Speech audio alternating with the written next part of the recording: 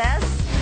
Let's bring in our panel, shall we? Tucker Carlson's back with us. He's a senior fellow at the Cato Institute and a Fox News contributor. Nancy Skinner is a radio talk show host. Thanks for being here, Nancy. Alexis Glick is back with us. She's the vice president of business news and the host of Money for Breakfast on the Fox Business Network.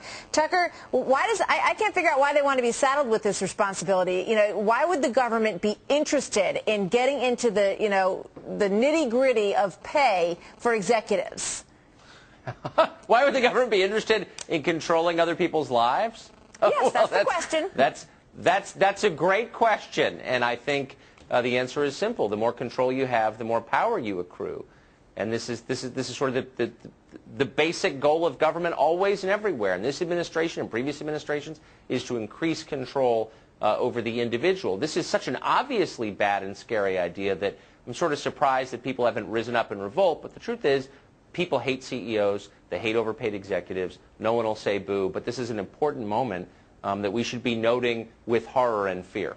All right, let's take a look. I want to pull up, Nancy, no horror, no fear on your part about this? You know what? There was horror and fear when we had three letters, AIG. Remember that outrage when this company that got $187 billion in taxpayer-funded bailouts wanted to give their employees $165 million? There are two reasons, Martha, that we're really doing this. One is to prevent the misuse of taxpayer dollars to outrageous spending and executive bonuses, but also longer term, the system was broken. So you can't say if it ain't broke, don't fix it. Yeah, it was broken, we do have to fix it. A lot of people would find some irony in protecting the taxpayer's dollar coming from the government, okay? I mean, that's a notion that a lot of people are going to take issue with. But let me just, play both sides of this for a minute, and I want to show you a chart of rising CEO compensation, because it is extraordinary, Alexis. When you look over time, this is from the 80s, things have gotten out of whack. What I constantly am screaming about in this regard is, where are the boards of directors? Companies have a fiduciary responsibility to their shareholders.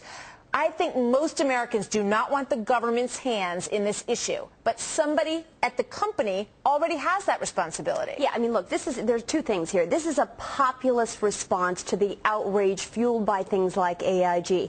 Let us not forget that Lloyd Blankfein, who runs Goldman Sachs, before they received TARP funds just a year ago, was paid $70 million. What they want to do is they want to make sure that people are not being rewarded for taking on exogenous amounts of risk. That the shareholders at Goldman Sachs didn't say boo while they were making money hand over fist. Then suddenly it's an outrage that this man's being compensated the way he is. And I think all these boards, and Tucker, weigh in on this, they ought to be embarrassed, these boards, for letting this happen.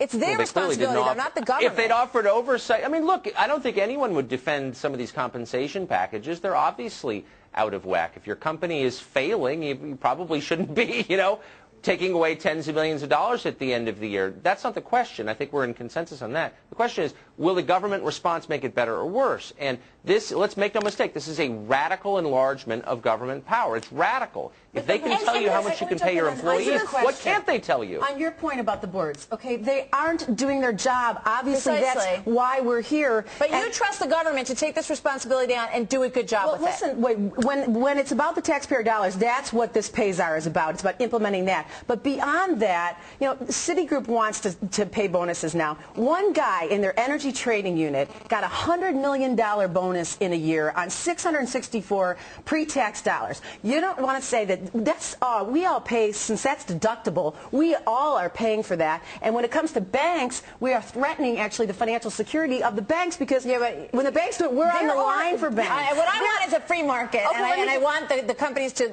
live or die based on how well they run their business. That's what I want. I could not agree more. We want a free market. Here's the issue. There are now 13 czars in this administration, who report to basically nobody except the White House. That right there is a very big issue. But one of the things, for example, Citigroup and Bank of America, is they're forcing the change at the board of the directors. It's an executive compensation committee within that board of directors that determines compensation. That has to be looked at. But the bottom line is, when you read these rules and these guidelines, it doesn't affect bonuses. It takes takes a look at the risk-weighted issues over multiple years. It includes the top earners, not just executive management teams. There's a lot of gray areas. I'm glad you brought that up because that's the Very other thing that I find very odd here. And Tucker, you can weigh in on this before we go. You know, a couple of months ago, President Obama came out and, you know, said $500,000 is the cap on these executive salaries. It seems to me we're creating a whole other layer of bureaucracy and people getting their nose into stuff, and nothing ever ends up happening that's productive from it anyway. This is so gray. Well, sure. I mean, by the way, it was less than an hour ago the president said, I have no interest in running private sector companies, right? Okay.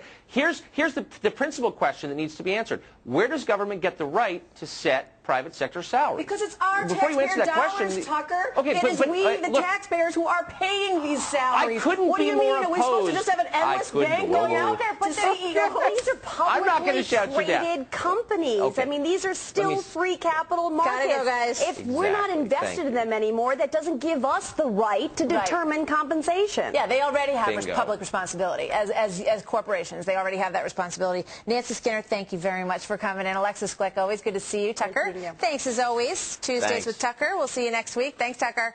Trace, back to you.